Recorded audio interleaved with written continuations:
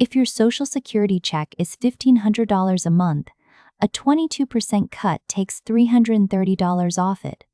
If your check is $2,200, it takes $484. If it is $3,400, $748. That is every month, not once. Everybody is talking about 22% this week, but a percentage does not pay a pharmacy bill, and it does not pay an electric bill. So today, we are going to set the percentage aside and talk in dollars, and then work out what it would actually take to fill that hole back in. Here is the whole policy piece, and I am keeping it short on purpose because another channel does that job properly. The trustees who report on the program every year project that the retirement fund's reserves run out in late 2032. When that happens, the money coming in does not stop. Payroll taxes keep arriving, and those taxes alone are projected to cover about 78% of scheduled benefits. 100 minus 78 is 22, and that is where the number in every headline comes from. Two things before we go to the table. This is a projection of what happens if nothing in the law changes between now and then. It is not a decision anybody has made, and it is not a bill anybody has passed. And the date has moved before. It moved a year closer in this year's report. It can move either direction. That is all the mechanism you need for what we are doing today. Now the numbers. I'm going to give you 3 checks. Find the one closest to yours. $1,500 a month. 22% of that is $330. Your check becomes $1,170. Over a year, that is $3,960 gone. $2,200 a month. 22% is $484. Your check becomes $1,716. Over a year, $5,808. $3,400 a month. 22% is $748. Your check becomes $2,652. Over a year, $8,976. Those 3 amounts are illustrations I picked to cover a common range. They are not the national average, and I am not presenting them that way. If your check sits between 2 of them, take the closer one and adjust in your head, or just multiply your own number by 0.22. That is the entire calculation. You can do it on a phone. Now, if there are 2 of you, do not do this math once. Say, one check is $2,200 and the other is $1,500. That household gets $484 taken off one and $330 off the other, $814 a month, out of the same kitchen table budget. I bring this up because I see the single-person version of this arithmetic constantly and the household version almost never. 2 checks, 1 budget. The reduction lands on both at the same time. Let me put the number somewhere you can feel it carefully. For a lot of households, a few $100s a month is roughly the size of one fixed monthly obligation. It might be the supplemental insurance premium. It might be the prescriptions. It might be the grocery budget, or the property tax set aside, or the car. I am deliberately not telling you which one it is for you, because I do not know your budget, and anybody who claims to is guessing. But that is the exercise. Look at your own fixed costs and find the line that is closest in size to your number. That line is what this projection is actually about, and it is a far more useful thing to carry around than a percentage. One more piece before we start filling the hole. If it happened as projected, this would apply across the board to everyone receiving a benefit at that time. It does not matter whether you claimed at 62 or at 70, whether you are wealthy or barely getting by, whether you started collecting last year or 20 years ago. Survivors and people receiving disability benefits are in it too. I mention it because a lot of people assume a reduction like this would somehow route around people who are already collecting. It would not. Now the useful half of this video. If that money went away, what would it take to replace it? The most common planning convention for turning savings into income is a 4% annual withdrawal. I want to be honest about that number. It is a convention. It is argued about seriously by people who study it, and it is not a law and not a guarantee. But it gives us a way to translate monthly income into a pile of money, and translation is what this channel does. Under that convention, $100 a month of income needs about $30,000 of capital behind it. Hold on to that, because it makes everything else easy. So to replace $330 a month, you would need roughly $99,000. To replace $484 a month, roughly $145,000. To replace $748 a month, roughly $224,000. Sit with those for a second because they explain why this topic makes people anxious in a way percentages never do. A 22% haircut on a $3,400 check is, in savings terms, the same as somebody removing well over $200,000 from your accounts. And for most households, going out and finding another $200,000 is not a plan. It is a wish, which is exactly why the next lever matters more than this one. Here is the piece almost nobody runs the numbers on. Cutting a fixed monthly expense does the same work as owning capital, and it does it instantly. If you permanently remove $200 a month from your fixed costs, that is, arithmetically the same as having $60,000 more invested at a 4% withdrawal. $200 a month, $60,000. Same effect on your monthly cash flow, and you did not have to earn, save, or invest anything. Look at the three numbers again with that in mind. $330 a month is worth about $99,000 in capital terms.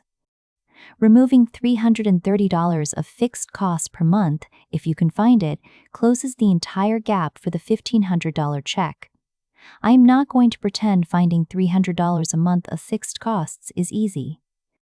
For some households, it is nearly impossible, and I am not going to insult anybody by suggesting otherwise.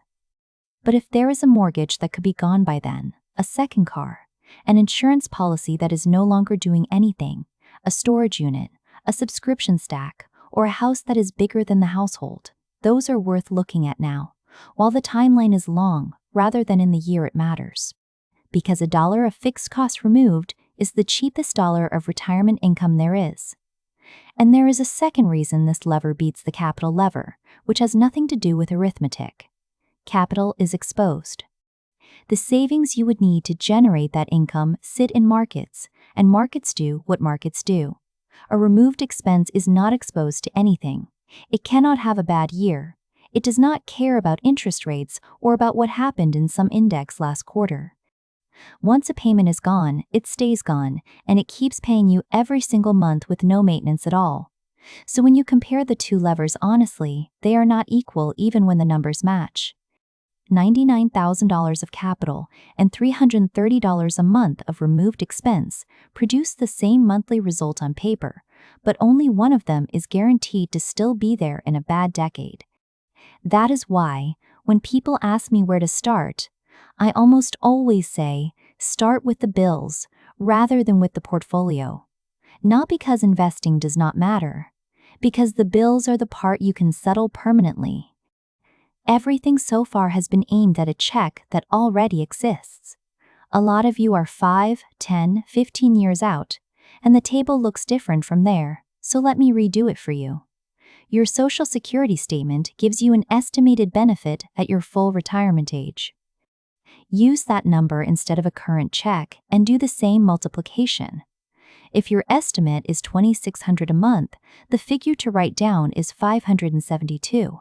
Now, two things are true for you that are not true for somebody already collecting. The first is that your estimate itself will keep changing. It is built on your earnings record, and more working years change it. So the number you write down today is a moving target, and that is fine. You are not trying to be precise a decade out. You are trying to know the size of the thing. The second is the more important one, and it is genuinely good news. You have the one asset the person already collecting does not have, which is time to work all three levers before it matters. A mortgage you are still paying can be finished. A savings rate can be changed. A retirement date can be shifted. None of those doors are open in the same way once you are already living on the check. So if you are 10 years out, the honest reading of this projection is not that you should be frightened. It is that you have 10 years of runway to build a budget that survives a reduction. and that is a very different position from somebody who finds out about it in the month it happens. And if it never happens, if Congress does what Congress has historically done and patches this closer to the deadline, then you spent a decade building a household that runs comfortably below its income. Nobody has ever regretted that. The third lever is when things happen rather than how much. Working longer changes two things at once: more years of contributions and fewer years the savings have to cover. Delaying a claim raises the benefit itself, which means the same percentage reduction lands on a larger starting number. I am not telling you to claim early or to claim late, and I am not telling you to keep working. Those are decisions about your health, your job, your spouse, and things I cannot see from here. What I will say is that the timing levers move the table more than most people expect, and they should be part of the conversation rather than an afterthought. Here is the mistake I most want you to avoid, and it is a reaction to exactly the headlines we started with. Somebody reads that benefits will be cut and files as early as possible to lock something in before it disappears. Two problems with that. The projected reduction would apply to everyone collecting at the time, including people who claimed early. Claiming early does not exempt you from it, and claiming early does permanently reduce your own benefit for the rest of your life. So the fear pushes people toward a decision that does not solve the thing being feared and costs real money on its own. If nothing else from this video stays with you, let it be that. None of these require knowing what Congress will do. First, calculate your own number. Take your current benefit, or your estimate from your Social Security statement, and multiply by 0.22. Write it down. One number, not a percentage. Second, find the line in your budget that is closest in size to that number. Not to change it today, just to know which part of your life this projection is talking about. Third, list your fixed monthly costs and mark the ones that could realistically be gone in 5 or 10 years. That list is worth more than any forecast, because it is the lever you control completely, and every dollar on it counts double against a shortfall. Let me put it back together. A 22% reduction takes $330 a month off a $1,500 check, $484 off a $2,200 check, and $748 off a $3,400 check. A couple gets hit on both checks at once. Replacing that income with savings takes roughly $99, $145, or $224,000. Removing a fixed cost does the same job for free, and $200 a month of fixed cost carries the same weight as $60,000 of capital, and none of this is decided. It is a projection under current law. The date has already moved once, and the useful response is to know your own number rather than to react to somebody else's percentage. If you ran your own number while watching, tell me in the comments which of the 3 checks yours was closest to and whether the dollar figure was bigger or smaller than you expected. I read those, and they tell me which table to build next. One honest note. I am not a financial advisor, and this is general education, not advice about your situation. The 3 benefit amounts are illustrations I chose, not averages. The 4% withdrawal figure is a planning convention, not a promise, and every projection here comes from the trustees report, which is updated every year. I am Susan. This is Retirement Lab, and I will see you in the next one.